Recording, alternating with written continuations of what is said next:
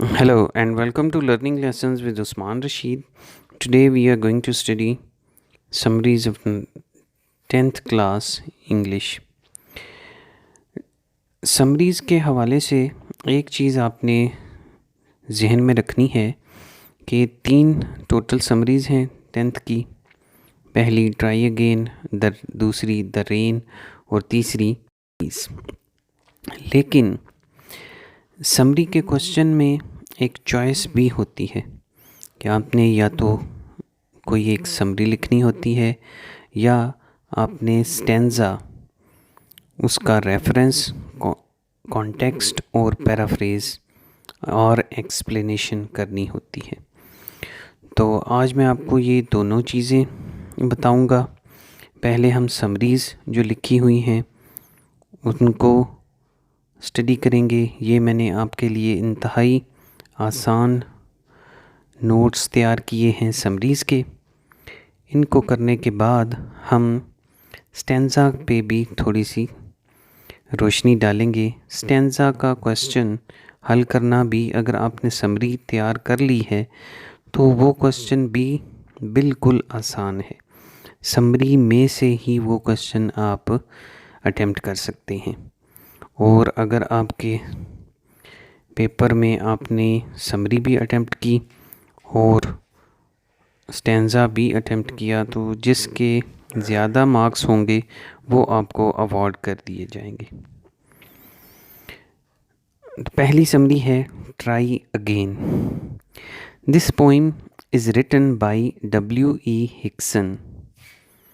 The poem is about importance of trying again.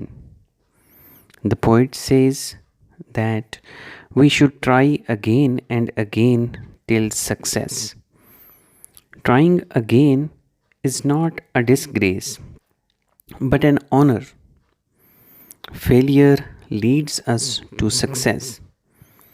If we fail, we should try again with patience. If you do not win the race, try again with grace. If your task is hard, try again. We must keep on trying till success. दूसरी summary है the rain. This poem is written by W.H. Davies. The poem is about rain and sunshine. The poet hears that leaves are drinking rain. The sound of rain on the leaves is a sweet noise for the poet. After the rain, sun comes out and shines each round and dark drop. The sunshine makes the scene lovely. Rich leaves stand for the rich people and poor leaves stand for the poor people. तीसरी summary है the peace. This poem is written by Dr. Hartman. This poem is about wind. The poet says that the wind is very destructive. Wind is like a monster of destruction. Wind is wrecking all man's work. But in second stanza, wind is compared with eternal stillness. Its center is in truth. The wind is gentle as well as harsh.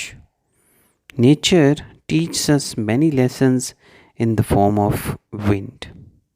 ये 3 summaries हैं, नहायत आसान करके मैंने आपके लिए notes तैयार किए हैं। आप इनको अच्छे तरीके से मेमोराइज़ करके अटेम्प्ट कर सकते हैं। एक चीज़ याद रखें कि आपने छोटे छोटे फ़िक्रे तैयार करने हैं, लेकिन गलती नहीं छोड़ के आनी। जब आप पेपर दे के उठें तो उस क्वेश्चन में कोई भी गलती ना हो। जैसे कि ये फ़िक्रा बिल्कुल आसान सा है और छोटा सा फ़िक्रा है। This poem is written by doctor Hartman. This poem is about wind. छोटे से फ़िक्रे हों लेकिन ग्रामर की, स्पेलिंग की गलती मत छोड़ के आए। जितनी ज़्यादा आप एरर्स करेंगे, जितनी ज़्यादा मिस्टेक्स आपकी होंगी, उतने ही कम नंबर आपको मिलेंगे। इसके अलावा मैं आपको आज बताता हूँ स्टेंजा को कैसे अटेम्प्ट कर सकते हैं। स्टेंजा को अटेम्प्ट करना, स्टेंजा का जो क्वेश्चन है वो नहायत ईजी होता है। आपने सबसे पहले स्टेंजा के क्वेश्चन में रेफरेंस लिखना होता है। रेफरेंस बिल्कुल आसान है। These lines have been taken from the poem, आपने पोइम का नाम लिखना है, peace written by doctor Hartman. ये अगर आप रेफरेंस इतना लिख देंगे तो आपको 1 नंबर मिल जाएगा। उसके बाद अगर आपको कॉन्टेक्स्ट लिखना है तो कॉन्टेक्स्ट के लिए आप उस पोइम की, जिस पोइम में से स्टेंजा लिया गया है, उस पोइम का दूसरा, तीसरा, चौथा, पांचवा, ये 4 के करीब फिक्रे आप लिख आएँ तो ये उस पोइम का कॉन्टेक्स्ट हो जाएगा। ठीक है, 4 या 5 फिक्रे अगर आप लिखाते हैं उस पोइम का कॉन्टेक्स्ट बन जाएगा। फिर उसके बाद जब आपने उसकी कॉन्टेक्स्ट के बाद अगर आप कॉन्टेक्स्ट अच्छा लिख लेते हैं कोई भी गलती किए बगैर तो आपको 2 नंबर उसके मिल जाएंगे।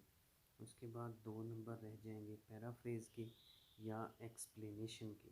तो एक्सप्लेनेशन या पैराफ्रेज आपने उसमें समरी का वो हिस्सा लिखना है जो उन लाइंस को एक्सप्लेन कर रहा हो, क्योंकि वो लाइंस मिसाल के तौर पर आई हुई हैं wind is monster of destruction से मुतल्लक, तो आपने समरी का वो हिस्सा लिख देना है, वो 2 या 3 फिक्रे जिसमें मॉन्स्टर ऑफ डिस्ट्रक्शन कहा गया है विंड को।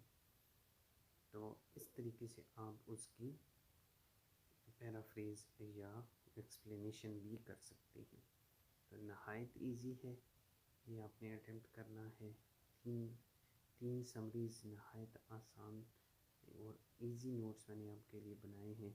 इसी तरह के मज़ीद नोट्स को देखने के लिए मेरा YouTube channel learning lessons with Usman Rashid, इसको खुद भी सब्सक्राइब करें, दूसरे दोस्तों को भी सेंड करें और वीडियो को लाइक करें। मज़ीद नेक्स्ट किस टॉपिक पे मैं आपके लिए वीडियो बनाऊँ वो भी मुझे बताएं। Thank you.